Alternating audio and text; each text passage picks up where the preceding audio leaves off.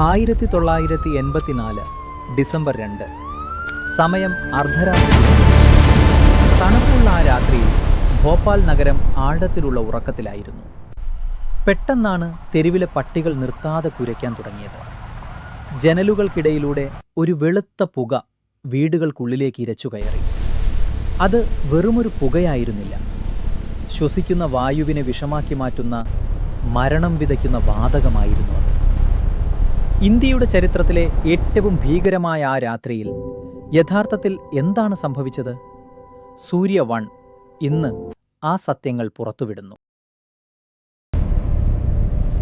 1969 American കമ്പനിയായ union carbide ഭോപ്പാലിൽ തങ്ങളുടെ പ്ലാന്റ് സ്ഥാപിക്കുന്നത്. ഇന്ത്യയിൽ ഹരിത വിപ്ലവം നടന്നുകൊണ്ടിരുന്ന കാലം.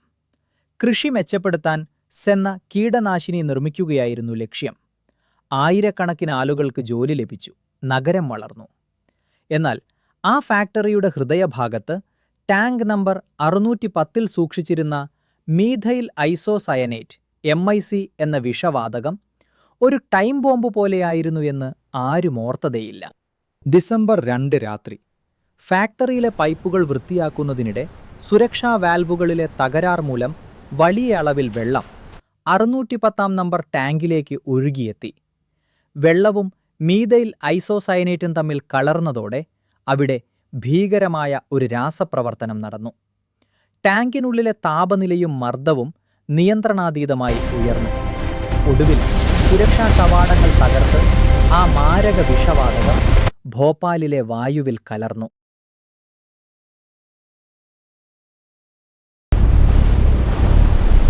ശ്വാസകോശത്തിലെ കലകളെ അപ്പോൾ തന്നെ കരിച്ചു കളഞ്ഞു.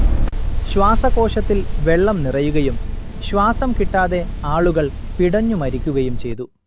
കണ്ണ് നീറിപ്പൊട്ടി പലർക്കും കാഴ്ച നഷ്ടമായി. വായുവിനേക്കാൾ ഭാരമുള്ള വാതകമായതിനാൽ നിലത്തോട് ചേർന്ന് വ്യാപിച്ചു.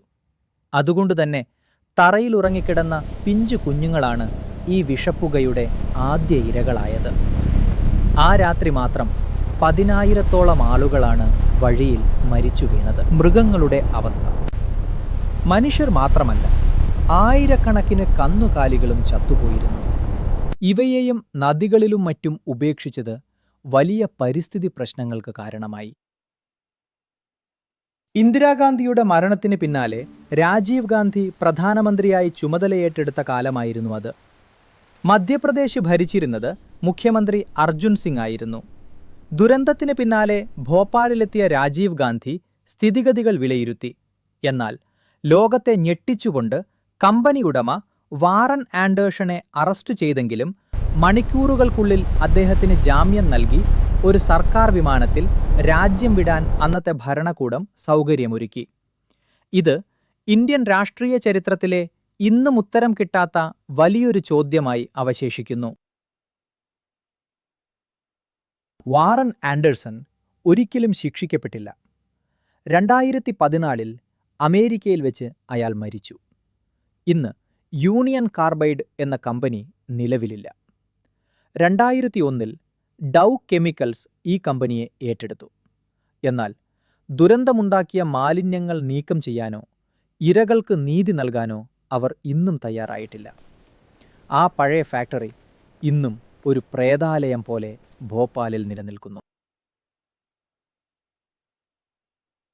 ഇന്ന് നമ്മൾ അനുഭവിക്കുന്ന ആധുനിക സൗകര്യങ്ങൾക്ക് പിന്നിൽ ഇത്തരം വലിയ വിലകൾ നൽകേണ്ടി വന്നിട്ടുണ്ട്.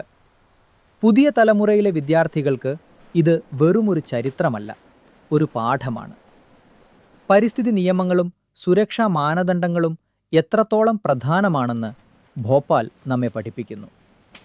ഇന്നും അവിടെ ജനിക്കുന്ന കുഞ്ഞുങ്ങളിൽ വൈകല്യങ്ങൾ കാണപ്പെടുന്നത് മനുഷ്യ മനസാക്ഷിയെ നടുക്കുന്ന സത്യമാണ്. ഭോപ്പാൽ ഒരു ഓർമ്മപ്പെടുത്തലാണ്. ലാഭത്തേക്കാൾ മനുഷ്യജീവന് വില നൽകുന്ന ഒരു ലോകത്തിനു വേണ്ടി നമുക്ക് കാത്തിരിക്കാം. ഈ ചരിത്രം നിങ്ങളിലേക്ക് എത്തിച്ചത് സൂര്യ 1. വീഡിയോ ഇഷ്ടപ്പെട്ടെങ്കിൽ ലൈക്ക് ചെയ്യുക. ഇത്തരം ചരിത്രപരമായ അറിവുകൾക്കായി ചാനൽ സബ്സ്ക്രൈബ് ചെയ്യുക. നിങ്ങളുടെ അഭിപ്രായങ്ങൾ താഴെ കമന്റ് ചെയ്യുക.